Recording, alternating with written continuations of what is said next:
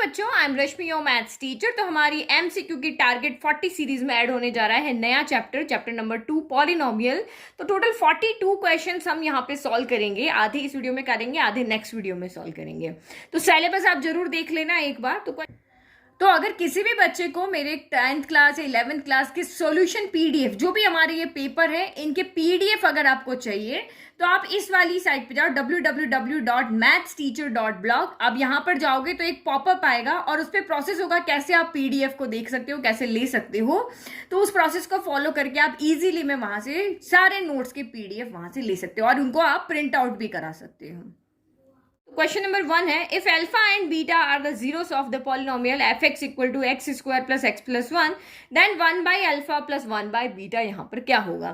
तो इस इक्वेशन जिसकी वैल्यू में फाइंड करनी है, इसमें अल्फा एंड बीटा क्या है, जीरोस है। तो आपको इस इक्वेशन के जीरोस फाइंड करने की जरूरत नहीं है। हमारे पास सीधा सा एक यहाँ पे रिलेशन होता है। हमें पता होता है कि अल्फा प्लस बीटा क्या होता है, माइनस का बी बाई ए होता है, और अल्फा इंटू बीटा क्या होता है, आपका सी बाई ए होता है। ये आपको पता है। तो आप यहाँ पे जब इसको हम सॉल्व करेंगे, 1 by alpha plus 1 by beta को जब आप सॉल्व करोगे तो आप अल्फा और बीटा यहाँ पे क्या आ जाएगा, एलसीएम आ जाएगा। तो अल्फा बीटा एलसीएम आ गया तो बीटा यहाँ पे चला जाएगा, क्योंकि नीचे अल्फा है। हमें दोनों के डिनोमिनेटर में अल्फा बीटा चाहिए होता है। तो अल्फा तो है तो ओनली बीटा चाहिए, तो बीटा पर मल्टीप्लाई हो जाएगा। यहाँ बीटा तो है लेकिन अल्फा चाहिए, तो अल्फा यहाँ पर क्या हो जाएगा, मल्टीप्लाई हो जाएगा। तो अगर मैं इस इक्वेशन में अल्फा प्लस बीटा और अल्फा बीटा की वैल्यू रख दूं तो मेरी यहाँ पे इसकी क्या आ जाएगी, वैल्यू आ जाएगी। तो देखो अल्फा प्लस बीटा कहाँ से आ जाएगा, यहाँ से। अल्फा बीटा कहाँ से आ जाएगा, यहाँ से। कुछ कैलकुलेट करने की जरूरत नहीं है। यहाँ पर a कौन है, तो एक्स स्क्वायर का कॉफिशिएंट a है यानी 1 है। x का कॉफिशिएंट b होता है तो यानी कि b यहाँ पर आपका 1 है, और कांस्टेंट आपका c होता है यानी कि ये आपका यहाँ पर 1 है। तो हमेशा याद रखना, एक्स स्क्वायर के कॉफिशिएंट को हम a कहते हैं, x के कॉफिशिएंट को b कहते हैं, और कांस्टेंट को हम यहाँ पे क्या कहते हैं, 1 कहते हैं। तो जिसकी भी वैल्यू आपको निकालनी होती है आप उसको पहले सॉल्व कर लो। सॉल्व करने से आपको आइडिया लग जाएगा कि मुझे यहाँ पे किसकी वैल्यू चाहिए। तो जिसकी वैल्यू चाहिए वो हम यहाँ से ले लेंगे। तो अल्फा प्लस बीटा कितना हो जाएगा, माइनस का b बाई ए। तो b कितना है, 1, और ए भी कितना है, 1। तो यानी कि ये कितना हो गया, माइनस का 1। भाई 1 के टेबल में 1 वन टाइम आता है ना, तो माइनस 1 हो गया। और अल्फा बीटा कितना हो गया, c बाई ए। तो ये c अपॉन यहाँ पे क्या हो जाएगा, तो ये c भी 1 है और a भी 1 है, तो 1 अपॉन 1 आपका यहाँ पर 1 हो गया। तो वैल्यू पुट कर लो। अल्फा प्लस बीटा कितना हो गया, माइनस 1 हो गया। अल्फा बीटा कितना हो गया, 1 हो गया। तो यहाँ से आंसर 1 अपॉन 1 क्या हो गया, 1 हो गया, और माइनस एज इट इज। तो ये बी ऑप्शन हमारा यहाँ पर क्या है, राइट है। नाउ नेक्स्ट देखो, if alpha and beta are the zeros of the polynomial px 4x square plus 3x plus 7, then 1 upon alpha plus 1 upon beta यहाँ पर क्या होगा। सेम क्वेश्चन है, बस इक्वेशन आपकी यहाँ पे चेंज कर दिया है। तो a कौन होता है, एक्स स्क्वायर का कॉफिशिएंट 4 होता है, b कौन होता है, x का कॉफिशिएंट 3 होता है, c कौन होता है, यहाँ पर 3 होता है, 7 है। तो नाउ अब यहाँ देखो 1 upon alpha plus 1 upon beta क्या हो जाएगा। तो आप यहाँ पे क्या करोगे, एलसीएम लेंगे। अगेन हम जैसा सॉल्व कर रहे थे, बीटा इधर चला जाएगा, अल्फा इधर चला जाएगा। तो नाउ अब हमें यहाँ पर पता है कि अल्फा प्लस बीटा जो होता है, देखो प्लस में तो आगे पीछे करो कोई फर्क नहीं पड़ता ना। तो ये माइनस का b बाई ए हो गया, और अल्फा इंटू बीटा कितना हो जाएगा, c बाई ए हो जाएगा। तो वैल्यू पुट करो, माइनस का b बाई ए, तो minus as it is. b कितना है आपका 3 है, a कितना है आपका यहाँ पर 4 है, यानी अल्फा प्लस बीटा हो गया माइनस का 3/4। नाउ अल्फा बीटा कितना हो जाएगा, c बाई ए। तो c क्या है, 7 है, a कितना है आपका 4 है। तो बस यहाँ पे वैल्यू रख दो। ये हो गया माइनस का 3/4 डिवाइड बाय आपका 7/4। दोनों के डिनोमिनेटर सेम है तो ये हो जाते हैं कैंसिल, न्यूमरेटर सेम तो वो हो जाएंगे कैंसिल। तो बचा क्या, माइनस का 3/7। तो छोटे छोटे फंडे आप यहाँ पे याद रखो ऑब्जेक्टिव क्वेश्चन में, कि डिनोमिनेटर सेम है तो वो कैंसिल हो जाते हैं। तो क्या बचा आपका यहाँ पर, माइनस का 3/7। तो ऑप्शन डी आपका यहाँ पर राइट है। Now question number 3, if one of the zeros of the polynomial fx equal to x k square plus 4x square plus 13x plus 4k is reciprocal of the other, reciprocal of other यानी 2 का reciprocal क्या होता है, 1/2 होता है। तो same यहाँ पे एक अगर आपका यहाँ पे जीरो, ये क्वाड्रेटिक इक्वेशन है, 2 जीरोस होते हैं, एक अल्फा होता है एक बीटा होता है। तो ये आपको यहाँ पे क्या कह रहा है कि अगर एक अल्फा है तो दूसरा जो है आपका यहाँ पे 1/अल्फा, पहला वाला 0 अगर अल्फा है तो दूसरा यहाँ पर कौन है, 1/अल्फा है। 1/0 of the polynomial is reciprocal of the other, यानी कि अल्फा तो अल्फा है लेकिन जो बीटा है वो 1/अल्फा है, ये इसका रेसिप्रोकल है। अगर यहाँ पे आप अगर कहते हैं कि अल्फा इक्वल टू 2 है तो बीटा यहाँ पर क्या होता है, 1/2 रहता है। इस तरह से ये आपके हैं। तो हमने यहाँ पे पहला अल्फा माना तो दूसरा क्या हो जाएगा, 1/अल्फा हो जाएगा। तब आपको बताना है के की वैल्यू यहाँ पर क्या होगी। तो ये भी इसी तरीके से आप यहाँ पे फाइंड करोगे। कैसे, कुछ भी सॉल्व नहीं करना आपको, जब भी जीरोस आपको दिया हो तो आप इसी रिलेशन पे जाओ कि अल्फा प्लस बीटा क्या होता है, क्योंकि ये कैंसिल हो जाएंगे। देखो अल्फा प्लस बीटा क्या होता है, माइनस का बी बाई ए होता है। तो इस इक्वेशन में ए कौन है आपका, k² + 4 है। बी कौन है, एक्स का कॉफिशिएंट है 13, और सी कौन है, तो ये आपका यहाँ पर 4k है। जो कांस्टेंट टर्म है वो आपकी यहाँ पर सी है। अब वैल्यू रखो, alpha plus beta equal to minus का बी बाई ए, तो माइनस हो गया, बी कितना है आपका 13 और ए कितना है आपका यहाँ पर k² + 4 है। और फिर अल्फा इंटू बीटा करो तो alpha into beta c by a होता है, तो ये 4k/k² प्लस क्या हो जाएगा, 4 हो जाएगा। तो अब आप यहाँ पे देखो ये जो वैल्यू है ये यहाँ पे ये भी x के इक्वल है, या फिर हम इसको ये समझ लो कि ये एक जीरो से ये दूसरा जीरो से, ये अल्फा के इक्वल है ये बीटा के इक्वल है। तो देखो यहाँ पे वैल्यू अगर आप रखते हो तो यहाँ से तो के की वैल्यू नहीं मिलेगी, ये पूरी एक क्वाड्रेटिक इक्वेशन बन जाएगी। तो इससे अच्छा हम अल्फा बीटा की वैल्यू यहाँ पर रख देते हैं। तो इससे क्या हो जाएगा, अल्फा से अल्फा कैंसिल हो जाएगा और के की फॉर्म में हमें यहाँ पे इक्वेशन बन जाएगी। हम सॉल्व कर लेंगे। तो थोड़ा सा कॉमन सेंस लगा करके इसको देखते रहना। देखो अगर मैं यहाँ पे पुट करती हूँ तो अल्फा + 1/अल्फा इक्वल टू माइनस का 13/k² + 4 हो जाएगा। और यहाँ पे पुट करती हूँ तो अल्फा इंटू 1/अल्फा इक्वल टू 4k/k² + 4 हो जाएगा। तो यहाँ तो अल्फा से अल्फा कैंसिल हो गया, तो ये 1 इक्वल टू 4k/k² + 4 हो गया। तो देखो इसमें एक ही वेरिएबल बचा है ना। अब इसमें तो यहाँ पे तो कैंसिल होगा नहीं, यहाँ तो आप एलसीएम लोगे तो और अल्फा की टर्म भी आ जाएगी और के की टर्म भी आ जाएगी। तो ये कैंसिल, और हमें तो के की वैल्यू निकालनी, चाहे इधर से निकले चाहे इधर से निकले। इधर से तो निकल नहीं रही क्योंकि यहाँ पे तो 2 वेरिएबल हो गए। तो अच्छा है हम यहाँ से सॉल्व कर ले, हमारा एक ही वेरिएबल है ना यहाँ पे। तो डिनोमिनेटर को उधर ले जाओ, 1 से मल्टीप्लाई होकर ये ऊपर चला जाएगा, k² + 4 इक्वल टू 4k हो गया। इस 4k को इधर लेके चले जाते हैं तो k² माइनस का हो जाएगा ना, प्लस का 4k उधर लेके माइनस का हो जाएगा, और ये प्लस का 4 इक्वल टू 0। तो अभी भी हमें k की वैल्यू यहाँ पर नहीं मिली है। ये हमारी क्या है, एक क्वाड्रेटिक इक्वेशन है। मिडिल टर्म स्प्लिट करके सॉल्व करेंगे। तो मिडिल टर्म स्प्लिट करने के लिए आप यहाँ पे क्या देखते हो कि वही a कौन है हमारा, k² का कॉफिशिएंट यानी 1, सिर्फ सारे पॉजिटिव लेंगे।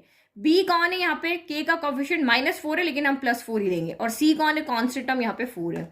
तो देखो यहाँ पे 2 नंबर हमें ऐसे चाहिए कि जिनका यहाँ प्लस का साइन है, तो p + q जो है वो b होना चाहिए 4, और p × q जो है वो a × c के इक्वल यानी 4 के इक्वल होना चाहिए। तो यहाँ पे 4 के ऐसे फैक्टर बनाओ कि मल्टीप्लाई करने पर तो 4 आए और ऐड करने पर 2 आए।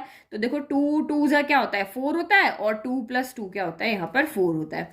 तो बस इस 4 की जगह पे रख दो, ये हमारे फैक्टर बन गए। हमें भाई 2 × 2 4 होता है, 2 + 2 4 होता है। तो p और q यहाँ पर कितने हो गए, 2 और 2 हो गए। तो k² - 4 की जगह पे हमने यहाँ पे क्या रखा, 2 + 2 रखा, ये k + 4 इक्वल टू 0 हो गया।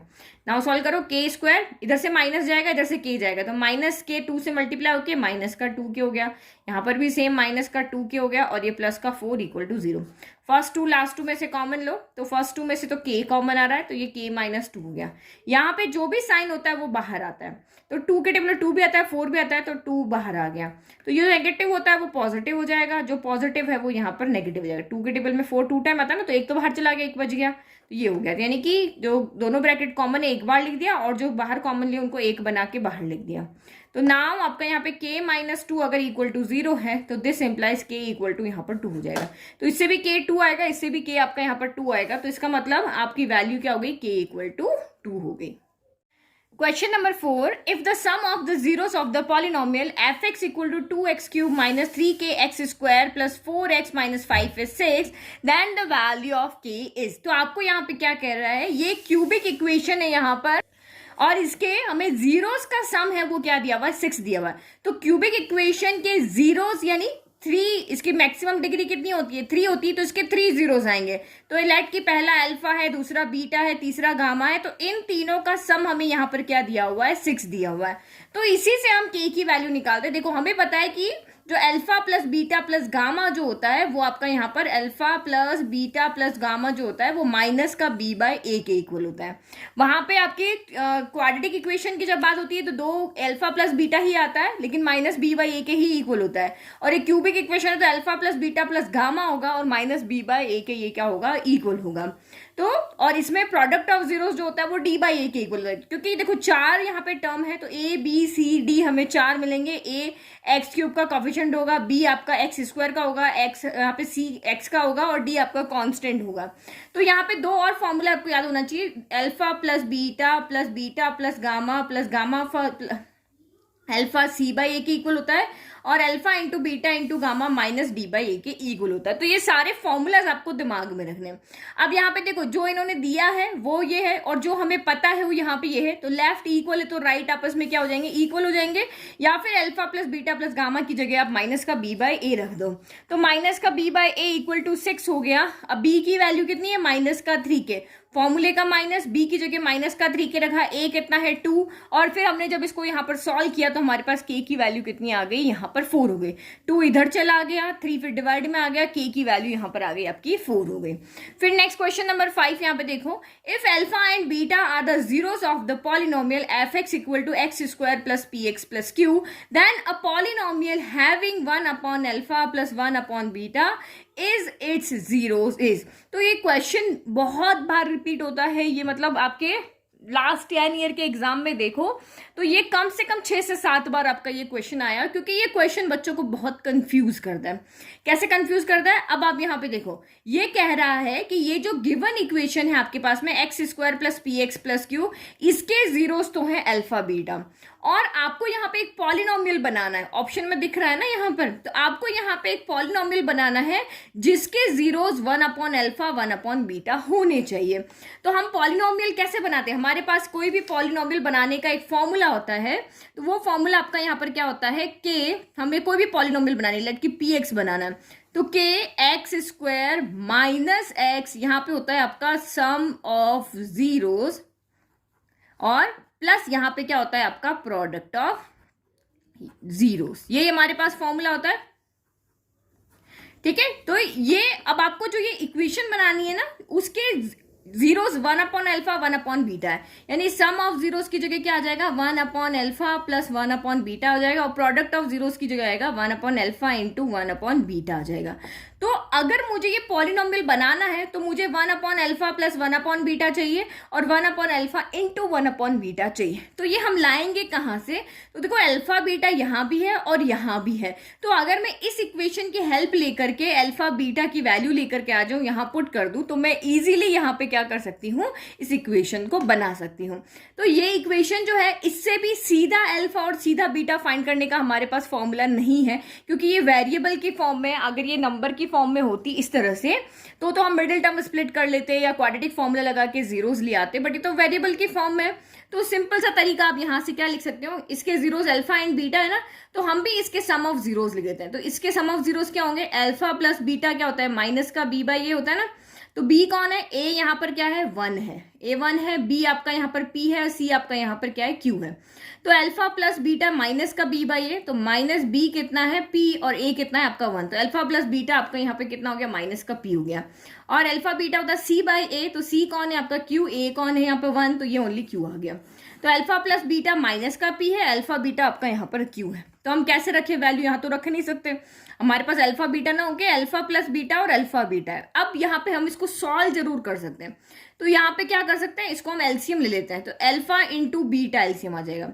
अल्फा यहाँ पर है तो बीटा ऊपर चला जाएगा, बीटा यहाँ पर है तो अल्फा ऊपर आ जाएगा, और इसका तो 1 इंटू 1 1 हो गया, और ये अल्फा बीटा हो गया। तो हमारे पास चाहे अल्फा बीटा की वैल्यू नहीं है, लेकिन अल्फा प्लस बीटा है और अल्फा बीटा है, तो वो रखकर भी इसको सॉल्व करके भी वैल्यू तो वही आनी है ना।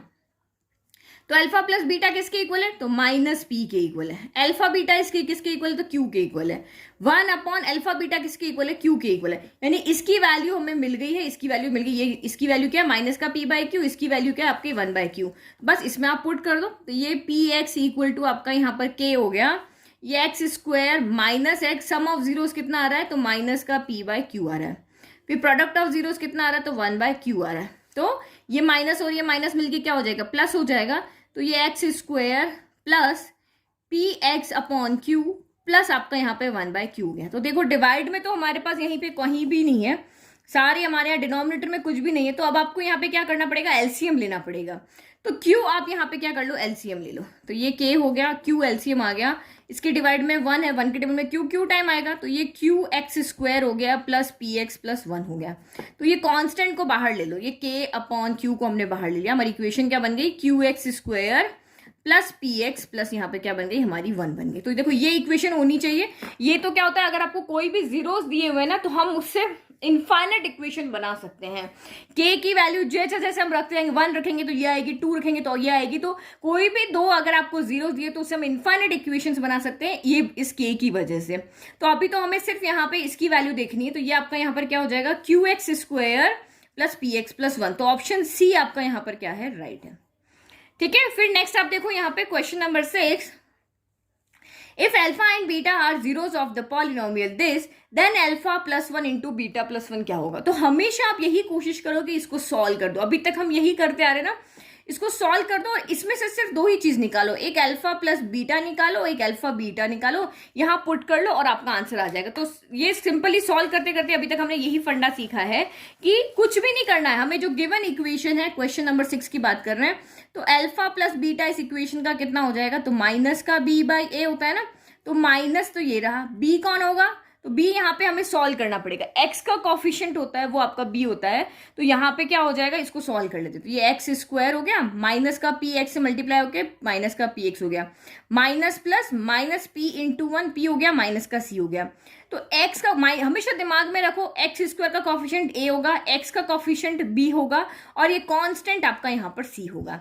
तो माइनस का b बाई a कितना हो गया, तो माइनस b कौन हो गया, माइनस का p हो गया, और a कौन हो गया, तो 1 हो गया। तो यानी कि अल्फा प्लस बीटा आपका यहाँ पर p आ गया। फिर अल्फा इंटू बीटा होता है c बाई a, तो c का मतलब आप कांस्टेंट टर्म समझ लो, तो इसकी कांस्टेंट टर्म कौन है, minus p minus c by a कौन है, तो आपका यहाँ पर 1 है, यानी कि अल्फा इंटू बीटा आ गई है, माइनस पी माइनस का सी आ गई है। ठीक है, अब यहाँ पे जिसकी वैल्यू निकालनी है उसको लेकर के आओ, तो ये अल्फा प्लस 1, हमेशा यही करो, alpha plus beta, alpha beta निकाल लो, फिर आप यहाँ आपके पास जाओ, alpha plus 1 into beta plus 1, तो अल्फा को अंदर मल्टीप्लाई करो, तो ये अल्फा पहले इससे मल्टीप्लाई होगा, तो ये बीटा प्लस 1 से होगा, फिर आपका प्लस 1 मल्टीप्लाई होगा किससे, बीटा प्लस 1 से मल्टीप्लाई होगा।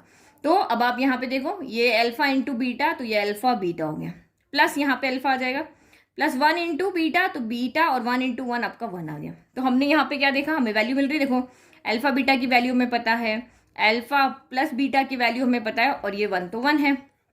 अल्फा इंटू बीटा की वैल्यू कितनी है, माइनस पी माइनस सी, फिर अल्फा प्लस बीटा की वैल्यू क्या है, प्लस का p, और ये प्लस का 1, तो माइनस p से प्लस का p कैंसिल हो गया, तो वैल्यू क्या बची आपकी, 1 माइनस का c बचा। तो बस यही हमारा आंसर है, तो ये 1 माइनस का c हो गया। ठीक है, माइनस सी प्लस 1 है, पॉजिटिव को पहले लिख दिया, नेगेटिव को बाद में लिख दिया। तो ये हमारा यहाँ पर 6 भी क्या हो गया, सॉल्व हो गया। नाउ 7 देखो, if alpha beta are the zeros of the polynomial such that कि alpha plus 1 into beta plus 1 equal to 0 है, तब आपका यहाँ पर c क्या होगा, ये आपको पूछ रहे हैं, तब c क्या होगा। तो ये तो हमारा बिल्कुल सेम ही क्वेश्चन है, ये देखो alpha and beta are zeros of the polynomial, polynomial भी आपका सेम है, अल्फा प्लस 1 और बीटा प्लस 1 की आपको यहाँ पे वैल्यू निकालनी थी। अब इस क्वेश्चन में कह रहा है कि अल्फा बीटा इसके जीरोस हैं, और इस तरह से है कि अल्फा प्लस 1 और बीटा प्लस 1 को आप सॉल्व करो तो इक्वल में क्या आता है, 0 आता है। तो भाई देखो अल्फा प्लस 1 और बीटा प्लस 1 की वैल्यू अभी आपने क्या निकाली थी, 1 माइनस सी निकाली थी ना, इसकी वैल्यू कैलकुलेट की थी, कितनी आई थी, 1 माइनस सी आई थी, इसने कहा 1 माइनस सी इक्वल टू 0 रख दो। भाई यहाँ पे हमने वैल्यू निकाली और यहाँ पे ये हमको पूछ रहा है कि इसकी वैल्यू यहाँ पे ये इसकी वैल्यू निकालने के लिए बोला क्वेश्चन 6 में, और क्वेश्चन 7 में आपको यहाँ पे कह रहा है कि भाई ये इक्वल 0 है, ये इक्वल क्या है, 0 है, तो मुझे सी की वैल्यू निकाल के बताओ। तो जब ये इक्वल 0 है तो सी की वैल्यू कितनी हो जाएगी, माइनस का सी उधर भेज दो, क्योंकि सी की वैल्यू पॉजिटिव चाहिए, तो सी की वैल्यू कितनी होगी, 1 हो गई। तो ये तो आपका सीधा का सीधा क्वेश्चन था, ऑप्शन ए पूरा जैसे यहाँ सॉल्व किया ना, बस वैसे ही सॉल्व करना था। अब क्वेश्चन नंबर 8 देखो, तो बहुत इंपॉर्टेंट और बहुत ट्रिकी क्वेश्चन है ये आपका। तो क्वेश्चन नंबर 8 आपका यहाँ पे क्या कह रहा है कि if f x equal to a x plus b x plus c has no real zeros, तो ये आपकी इक्वेशन है f x equal to a x square plus b x plus c, और इसके कोई भी रियल जीरोस नहीं है। तो हमें पता है जब हमारा डिस्क्रिमिनेंट की वैल्यू लेस देन जीरो आती है तब हमें कोई भी रियल जीरोस नहीं मिलता है।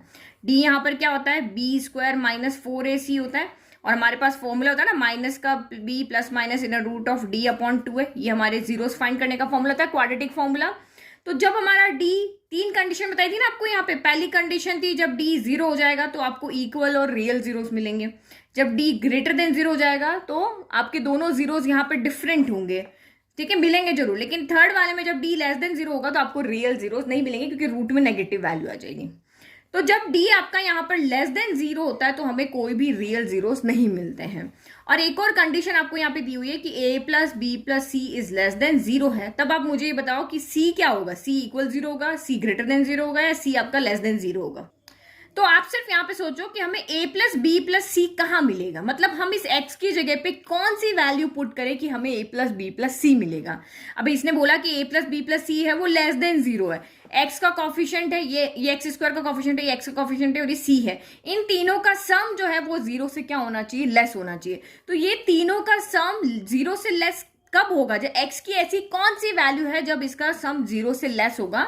तो देखो मैं यहाँ पे f1 यहाँ पे 1 पुट करती हूँ, तो f ऑफ 1 जब हम यहाँ पे पुट करेंगे तो ये आपका यहाँ पर कितना आएगा, ये a आ गया, यहाँ पे 1 रखा ना, 1 का स्क्वायर 1 इंटू a हो गया, 1 इंटू b हो गया, तो a प्लस बी प्लस आपका यहाँ c आ गया। तो यानी ये f ऑफ 1 यानी x की जगह 1 रखने पर हमारा a प्लस बी प्लस सी आ रहा है, और ये कह रहा है क्वेश्चन हमें कह रहा है कि a प्लस बी प्लस सी जो है वो लेस देन जीरो है। तो यहां से हमने क्या कंक्लूजन निकाला कि जो f1 है, जो हमारी यहाँ पे x की जगह जब हम 1 रख रहे हैं तो हमें f ऑफ 1 की वैल्यू यहाँ पर क्या मिल रही है, लेस देन जीरो मिल रही है। अब मुझे यहाँ पे जो ऑप्शन दे रहे हैं वो c के लिए बताना है कि भाई c यहाँ पर क्या होगा। तो जब इस इक्वेशन में मुझे ओनली c चाहिए, मुझे a नहीं चाहिए, मुझे b नहीं चाहिए, तो मैं क्या करूं, मैं x की जगह जीरो रख दूं कि मुझे a और b को यहाँ पे जीरो बनाना है। तो f ऑफ जीरो यहाँ पे क्या हो जाएगा, जीरो इंटू a जीरो हो गया, जीरो इंटू b यहाँ पर जीरो हो गया, f ऑफ जीरो आपका यहाँ पर क्या आ गया, c आ गया। तो f ऑफ जीरो आपका यहाँ पर क्या हो गया, c हो गया। अब एक दिमाग लगाओ, सिर्फ f ऑफ 1 पॉजिटिव वैल्यू है वो ही आपकी लेस देन जीरो है, तो f ऑफ जीरो जो भी वैल्यू यहाँ पर आ रही होगी वो भी लेस देन जीरो ही होगी ना।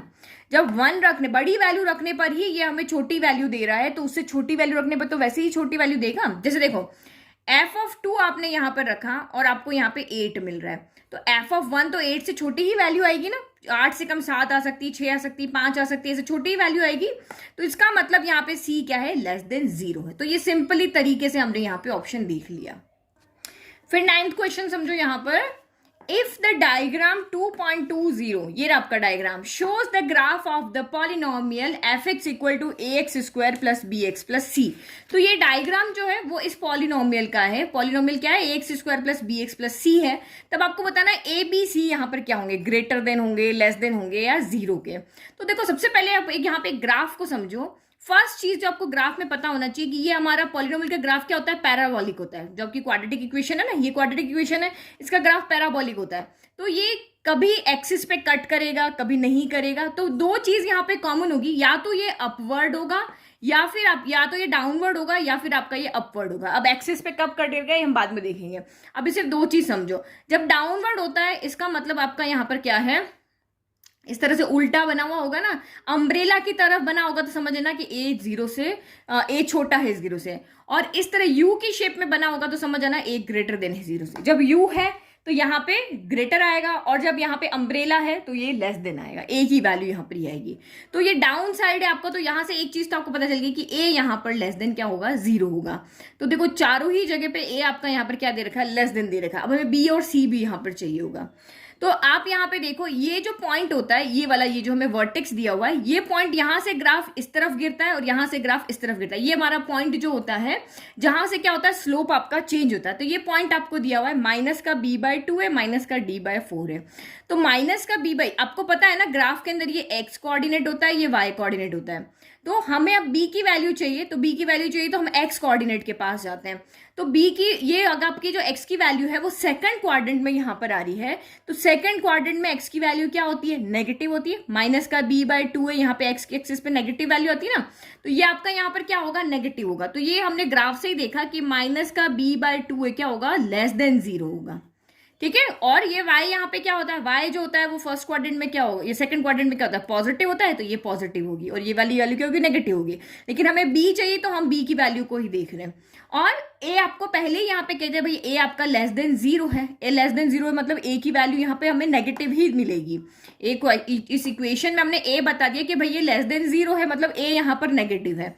तो इसका मतलब क्या हो गया, माइनस का b हो गया, a आपका नेगेटिव हो गया, तो ये 2 माइनस का 2a होगा, a नेगेटिव होगा ना, a लेस देन 0, यहीं से तो हमने आइडिया लगाया।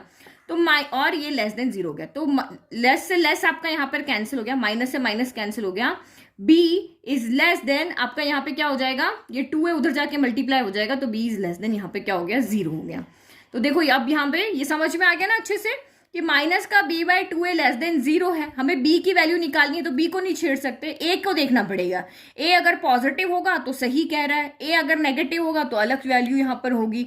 अगर ये आपका यहाँ पर होता ना कि a अगर आपका पॉजिटिव होता तो b ग्रेटर देन 0 होता, लेकिन a आपका लेस देन है ना, यहाँ पे a आपका यहाँ पर छोटा है, ये वाला है, तो इसलिए हमने यहाँ पे नेगेटिव रखा है और b आपका लेस देन 0 हो गया। नाउ c के लिए अब आपको यहाँ पर देखना है, तो देखो a लेस देन मिल गया, b लेस देन मिल गया, और देखो a less than b less than है, तो इन दोनों में से कोई एक ऑप्शन हमारा राइट है। अब c ग्रेटर होगा या लेस होगा, तो यहाँ पे एक चीज देखो, ये जो ग्राफ है ना, ये y एक्सिस को कहां पे कट कर रहा है, वो हमारा कांस्टेंट होता है। देखो ये x के साथ है, ये x के साथ है, ये c जो होता है ना, ये y को एक्सिस को कट कर रहा होता है। तो y एक्सिस को ये ग्राफ अगर पॉजिटिव साइड में कट कर रहा है तो c आपका ग्रेटर देन 0 होगा, अगर नेगेटिव साइड पे कट कर रहा है तो c आपका लेस देन 0 होता है। क्यों, क्योंकि ये हमारा क्या होता है, इंटरसेप्ट होता है, ये जितनी भी डिस्टेंस यहाँ, ये जितना भी नंबर दिया होगा ये y को वहां पे कट करेगा। क्यों, देखो अब इसमें मैं यहाँ पे देखो, ये इक्वेशन आपकी क्या होती है, y के इक्वल होती है, y equal to fx this तरह होती है। अब अगर मैं x की जगह यहाँ पे 0 रखती हूँ तो 0 और 0 तो y इक्वल टू c हो जाता है। तो यानी कि यहां से यहां तक जो डिस्टेंस है वो आपकी c होती है, तो x यहाँ पे 0 होता है, y एक्सिस पे x हमेशा 0 होता है, और ये आपका c होता है। तो हमेशा c के लिए ध्यान रखना, ये y एक्सिस को जहां पर भी कट कर रहा है, पॉजिटिव में कट कर रहा है तो c ग्रेटर देन 0 होगा, नेगेटिव पे कट कर रहा है तो c लेस देन 0 होगा। तो इसका मतलब हमारा c क्या है, ग्रेटर देन 0 है, तो ऑप्शन ए आपका यहाँ पर क्या है, राइट है। नाउ 9th के बाद आप 10th क्वेश्चन देखो, ये भी इसी के जैसा है। ये आपका ग्राफ है, ये आपका डाउनवर्ड था, ये अपवर्ड है, यू शेप का है। अब यहाँ पे फिर से आपको वही बताना है, तो ये डाउन साइड आपका यहाँ पर है, यानी कि ये यू बना हुआ है, और यू जब भी आपका यहाँ पे बना होता है इसका मतलब ए क्या होता है, ग्रेटर देन 0 होता है, ये तो आपको पता ही है। फिर अब यहाँ पे ये चौथा वाला क्वाड्रेंट है, तो इसमें एक्स को देके हमें बी चाहिए, तो हमें सिर्फ एक्स को देना है। तो फोर्थ क्वाड्रेंट में आपका एक्स क्या होगा, पॉजिटिव होगा, एक्स तो पॉजिटिव है ना इस एक्सिस पे, तो माइनस का b/2 जो होगा यहाँ पर ग्रेटर देन क्या होगा, ये 0 होगा, माइनस का b/2 ग्रेटर देन 0 होगा, और a हमारा ग्रेटर देन 0, तो a की वैल्यू हम हमेशा यहाँ पॉजिटिव ही रखेंगे, तो यहाँ कोई नेगेटिव वैल्यू नहीं आएगी। इसको सॉल्व करो, तो माइनस का b/2 ये 0 से मल्टीप्लाई होके क्या हो गया, 0 हो गया। अब ये माइनस है ना, इसको पॉजिटिव करते हैं हम, तो ये लेस देन 0 हो जाता है। भाई माइनस का b अगर ग्रेटर देन 0 है तो b आपका यहाँ पर क्या हो जाएगा, लेस देन 0 हो जाएगा। देखो माइनस का b ग्रेटर देन 0 मतलब आप b की जगह पे कौन सी वैल्यू पुट कर रखोगे कि ये ग्रेटर देन 0 होगा, तो b की वैल्यू हम नेगेटिव रखेंगे तभी तो ये होगा, माइनस की वैल्यू कभी 0 से बड़ी होती है क्या। तो इसको चेंज करने का तरीका होता है, या माइनस b ग्रेटर देन 0 दोनों साइड माइनस से मल्टीप्लाई कर दो, तो यहाँ माइनस से किया और इधर भी माइनस से किया, तो ये साइन आपका चेंज हो जाता है। ये आप 11th क्लास में बहुत अच्छे से पढ़ोगे, तो ये आपका यहाँ पर या फिर आप इसको ऐसे भी समझ सकते हो, माइनस का b ग्रेटर देन 0 कब होगा, जब b खुद नेगेटिव होगा। जब b खुद नेगेटिव होगा, यहाँ पे नेगेटिव वैल्यू आएगी तभी आपका ये यहाँ पे ग्रेटर देन 0 होगा, अदरवाइज नहीं होगा। तो भाई आपका ये यहाँ पे भी समझ में आ गया, भाई a ग्रेटर देन 0 है, b लेस देन 0 है, तो e ग्रेटर देन 0 है। कौन सा ऑप्शन इसका राइट है हमारा, यहाँ पर जो हमारे दो ऑप्शन है ना उसी से हम देखते हैं। ए आपका यहाँ पर क्या है, तो ये ऑप्शन ए हमें दिख रहा है, a greater than 0, b greater than 0। अब आपको यहाँ पे क्या लेकर आना है, सी लेकर आना है। तो सी के लिए तो आपको कुछ देखने की जरूरत ही नहीं है, ये जो ग्राफ है सी को कहाँ पे वाई एक्सिस को जहां पर भी कट कर रहा है तो पॉजिटिव साइड में यहाँ पे कट कर रहा है, तो इसका मतलब सी आपका यहाँ पे क्या होगा, ग्रेटर देन 0 होगा। तो देखो ग्राफ को देख करके आप ए और सी का आइडिया तो लगा लोगे। ग्राफ देखो, एक चीज आप यहाँ पे याद रख सकते हो, जब भी यहाँ पर ये आपकी इक्वेशन है, जब भी ए नेगेटिव आता है ना तो ग्राफ सैड हो जाता है। ए नेगेटिव आता है क्योंकि हमें जब भी मिडिल टर्म स्प्लिट करनी होती है तो हमें एक्स स्क्वायर का कॉफिशिएंट हमेशा पॉजिटिव बना के रखते हैं। तो एक्स स्क्वायर का कॉफिशिएंट जब भी नेगेटिव आता है तो ग्राफ सैड हो जाता है, क्योंकि उसको एक स्टेप बढ़ानी पड़ेगी भाई, माइनस से मल्टीप्लाई करके उसको प्लस बनाना पड़ेगा, तो ये सैड हो जाता है, एक स्टेप बढ़ जाती है। और जब भी एक्स स्क्वायर का कॉफिशिएंट आपका पॉजिटिव आता है तो ग्राफ आपका हैप्पी हो जाता है। माइनस आएगा तो सैड हो जाएगा, पॉजिटिव आएगा तो ए पॉजिटिव होगा तो ये हैप्पी हो जाएगा। तो ए और ए तो आप यहाँ पे देख लोगे, सैड है तो ए लेस देन होगा, हैप्पी है तो ए ग्रेटर देन होगा। ए की वैल्यू जैसे ही 0 से बड़ी हो जाती है हैप्पी हो जाता है। फिर y एक्सिस पे कहाँ पे कट कर रहा है, पॉजिटिव एक्सिस, y की पॉजिटिव साइड पे कट कर रहा है तो c आपका यहाँ पर ग्रेटर देन 0 होगा, और नेगेटिव साइड पे अगर कहीं यहाँ पे कट कर रहा होगा, इंटरसेक्ट कर रहा होगा तो c लेस देन 0 होगा। बट दोनों ही कंडीशन में आपका c ग्रेटर देन 0 था। और b आप यहाँ से कैलकुलेट कर लोगे तो c आपका यहाँ पे ग्रेटर देन 0 है, तो a ऑप्शन आपका यहाँ पर राइट है। नाउ नेक्स्ट देखो, तो मैं सिर्फ 12 क्वेश्चन ही सॉल्व करती हूँ, बाकी के हम नेक्स्ट वीडियो में सॉल्व करेंगे। If the product of zeros of the polynomial fx equal to ax cube minus 6x square plus 11x minus 6 is 4, then a कितना होगा। तो ये कह रही है कि इसके जो दो जीरोस होंगे उसका प्रोडक्ट जो है वो आपको यहाँ पे 4 दे रखा है। तो ये आपकी क्यूबिक इक्वेशन है, तो क्यूबिक इक्वेशन के प्रोडक्ट में कितनी टर्म आएगी, 3 आएगी भाई, 3 0 से तो ए है, और इसका प्रोडक्ट हमें कितना दिया हुआ है, 4 दिया हुआ है। तो माइनस का डी बाई ए में इसको बस सॉल्व करना है। तो डी कितना है, डी की वैल्यू कितनी है, माइनस का 6 है, तो ये माइनस का 6 रहती है। ए कितना है, तो ये आपका यहाँ पर ए तो आपका ए ही है ना, और ये आपका 2 गया। इसको सॉल्व करो, ए को इधर ले जाओ, 4 को इधर ले आओ, तो ये माइनस माइनस तो प्लस हो गया, तो ये 6/4 इक्वल टू ए हो गया। तो 2 2 जा 4 हो गया, 2 3 जा 6 हो गया, तो आपका ऑप्शन ए यहाँ पर क्या आ गया, 3/2 आ गया। नेक्स्ट आप देखो, if zeros of the polynomial fx equal to x cube minus 3px square plus qx minus r are in AP, मतलब ये आपको यहाँ पे क्या कह रहा है, ये जो आपको यहाँ क्यूबिक इक्वेशन दी हुई है इसके जो जीरोस हैं, अल्फा है, बीटा है, गामा है, भाई क्यूबिक इक्वेशन है तो 3 जीरोस होंगे और वो एपी में है। तो जब मैंने आपको एपी चैप्टर बताया था तो मैंने आपको बताया था कि ऑड नंबर लेना हो या फिर इवन नंबर लेना हो एपी में तो उसका एक पैटर्न होता है। तो यहाँ पे 3 जीरोस है, 3 आपका ऑड नंबर है, तो हमारे यहाँ पे जो जीरोस हम लेंगे वो इस तरह से होते हैं, a minus D, A plus D, इस तरह से हम वहाँ पे नंबर्स लेते हैं, इससे हमारी कैलकुलेशन ईजी हो जाती है। तो लेट के ये हमारा अल्फा है और ये हमारा यहाँ पर बीटा है और ये हमारा यहाँ पर गामा है। तो अब इसने यहाँ पे क्या दिया है कि जीरोस जो है वो एपी के अंदर है, तो इसका मतलब ये 3 रूल को फॉलो करेंगे। कौन से, alpha plus beta plus gamma जो होगा वो माइनस बी बाई ए के इक्वल होगा। फिर alpha beta plus beta gamma plus gamma alpha जो होगा वो सी बाई ए के इक्वल होगा, और alpha into beta into gamma जो होगा वो माइनस के डी बाई ए के इक्वल होगा। ये 3 यहाँ पे फॉलो होंगे। तो हमें यहाँ पे किसकी वैल्यू फाइंड करनी है, हमें यहाँ पे कहा है कि zeros of the polynomial are in AP है, तो देन इसमें से कौन सा आपका ट्रू है ये आप मुझे यहाँ पर बताओ। तो हमें यहाँ पे ऐसा कुछ फाइंड करने के लिए नहीं बोला है, आपको कहा है कि भाई जीरोस है, तीनों एपी में है, तो यहाँ पे शो करके बताओ कौन सा इसमें से ट्रू है। तो मैं यहाँ पे क्या करती हूँ, तीनों में से किसी एक जीरो की वैल्यू फाइंड करके निकालती हूँ, क्योंकि देखो जो हमें शो करना है ना उसमें एक्स कहीं पर भी नहीं है। यहाँ पे एक्स दिख रहा है, नहीं है, इसमें भी नहीं है, इसमें भी नहीं है। तो अगर मैं इसमें से किसी एक जीरोस की वैल्यू निकाल के लेकर के, चाहे अल्फा निकालो, चाहे बीटा निकालो, चाहे गामा निकालो, किसी एक की वैल्यू अगर मैं यहाँ पे निकाल के आ जाती हूँ तो मैं उस वैल्यू को यहाँ पे पुट करूंगी तो भाई सेटिस्फाइड करेगा। सिर्फ 3 ही वैल्यू ऐसी होगी जो इसको सेटिस्फाइड करेगी, मतलब लेफ्ट इक्वल टू 0 आएगी। मतलब एक्स की ऐसी वैल्यू जिसको पुट करने पर ये इक्वेशन पूरी 0 के इक्वल हो जाए, वो उसको जीरोस कहते हैं। तो मैं ऐसी एक वैल्यू निकाल के लाती हूँ जिससे यहाँ पर एक्स क्या हो जाए, इस इक्वेशन की वैल्यू इक्वल 0 हो जाए, क्योंकि मुझे यहाँ से एक्स हटाना है तो मुझे एक एक्स की वैल्यू यहाँ पर चाहिए। तो देखो यहाँ पे ये 3 एपी के अंदर है, तो यहाँ पे कहाँ हम इसको रखें कि ए और डी मेरे एलिमिनेट हो जाए, तो सम में ये एलिमिनेट हो जाएंगे। कैसे होंगे, देखो अल्फा की जगह रखो तो ए माइनस डी हो गया, बीटा की जगह ए रखा, और गामा की जगह मैंने यहाँ पर ए प्लस डी रखा। तो ये आपका यहाँ पे क्या होगा, ये माइनस का बी बाई होता है तो ये माइनस हो गया। अब बी यहाँ पे कौन है, तो बी कौन है, -6 है, और ए कौन है, तो यहाँ पे ए ही है। तो ये माइनस का 6 बाय, अच्छा नहीं हमारी इक्वेशन ये नहीं, ये वाली है ना, ये बी कौन है, यहाँ पे माइनस का 3p है, और ए कौन है, तो आपका यहाँ पर 1 है। तो यहाँ पे रखो माइनस का 3p और ए की जगह पे हमने क्या रखा है, यहाँ पर 1 रख दिया। अब इसको हम सॉल्व करते हैं। किसी एक की वैल्यू हम यहाँ से निकाल के लाते हैं। तो देखो ये यहाँ पे कैंसिल हो गया डी से डी, तो मुझे यहाँ पे ए की वैल्यू मिल जाएगी, ए की वैल्यू मिल जाएगी मतलब मुझे बीटा मिल जाएगा। तो a प्लस ए यानी 3a equal to minus minus plus हो जाएगा, प्लस का 3p हो जाएगा।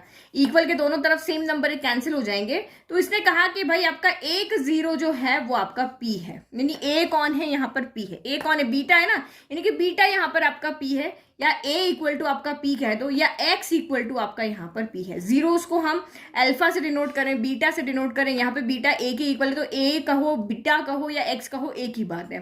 तो x की वैल्यू में p मिल गई, अब इसमें आप पुट कर दो, तो f ऑफ p कितना हो जाएगा, f ऑफ p आपका यहाँ पर हो जाएगा, ये वैल्यू हम जब इसमें पुट करेंगे ना तो ये f of x equal to यहाँ पर क्या हो जाएगा, इक्वल में जीरो हो जाएगा। क्यों, क्योंकि जीरोस जो होते हैं वो इक्वेशन के सेटिस्फाइड का मतलब इस वैल्यू पे ये पॉलिनोमियल आपका क्या होगा, जीरो होगा।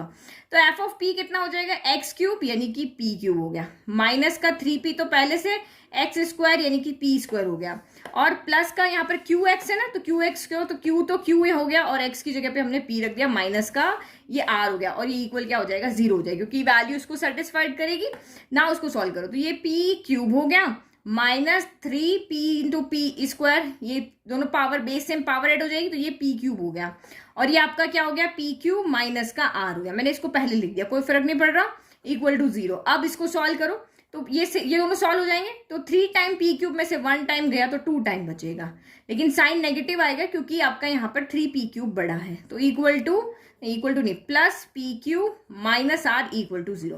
तो ये हमारा फाइनल यहाँ पे रिलेशन आ रहा है, लेकिन यहाँ पे जो है वो इस फॉर्म में नहीं है। 2p क्यूब आपका एक तरफ है और p क्यूब प्लस r एक तरफ है, p क्यूब एंड r एक तरफ है, तो इसको उधर भेज दे। 2p क्यूब पॉजिटिव है ना, तो इसको उधर भेजेंगे तभी होगा ना, तो p क्यूब माइनस r तो इधर ही रहेगा, ये नेगेटिव का उधर गया तो ये आपका पॉजिटिव हो गया। तो ये हमारा यहाँ पर आंसर है, ये ऑप्शन ए आपका यहाँ पर क्या है, राइट है। तो इसी तरह से सोच समझ के आपको अपने ऑप्शन को देखते हुए आइडिया लगाना है कि एक्चुअल में इस क्वेश्चन में हमें यहाँ पर क्या करना है।